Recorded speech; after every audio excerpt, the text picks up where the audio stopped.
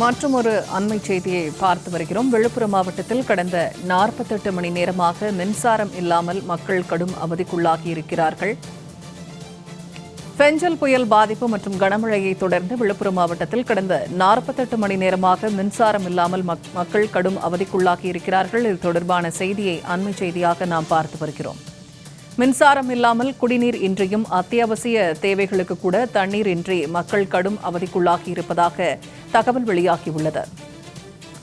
மின்சாரம் இல்லாமல் குடிநீர் இன்றியும் அத்தியாவசிய தேவைகளுக்கு கூட தண்ணீர் இன்றி மக்கள் கடும் அவதிக்குள்ளாகி இருப்பதாக தகவல் வெளியாகியிருக்கிறது. அண்மை செய்தியாக பார்த்து வருகிறோம்.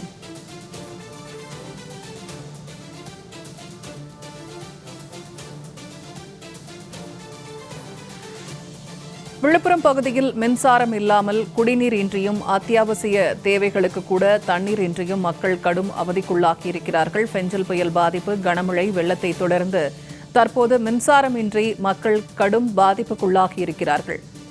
கடந்த 48 மணி நேரமாக விழுப்புரம் மாவட்டத்தில் மின்சாரம் இல்லாமல் மக்கள் கடும் அவதிக்குள்ளாகி இருக்கிறார்கள். அண்மை செய்தியாக பார்த்து வருகிறோம்.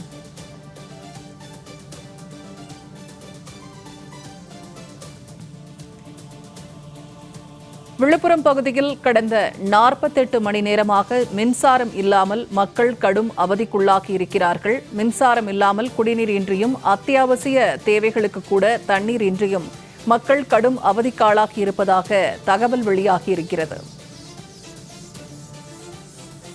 இது தொடர்பான கூடுதல் தகவல்களை தருகிறார் செய்தியாளர் பரணிராஜ்.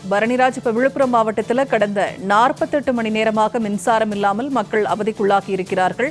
விரிவான தகவல்களை பதிவிடுங்க.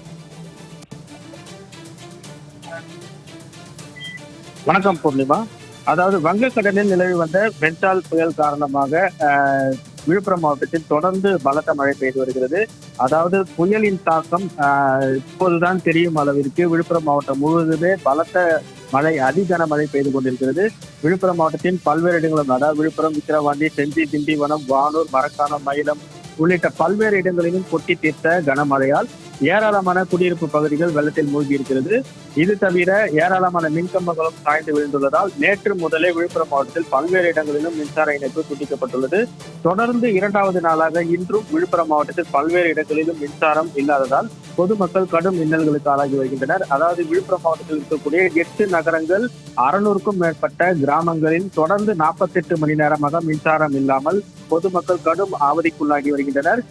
குடிக்க கூட தண்ணீர் இல்லாமல் அத்தியாவசிய தேவைகளுக்கு கூட தண்ணீர் இன்றியும் பொதுமக்கள் கடும் அவதிக்குள்ளாகி வரக்கூடிய சூழ்நிலையில் மின்சார பாதிப்புகளை போர்க்கால அடிப்படையில் சரி செய்து விரைவாக மின் விநியோகத்தை சரி செய்ய நடவடிக்கை எடுக்க வேண்டும் என்பது விழுப்புரம் மாவட்ட பொதுமக்களின் வேண்டுகோளாக இருக்கிறது. விவரங்களுக்கு நன்றி பரணிராஜ்.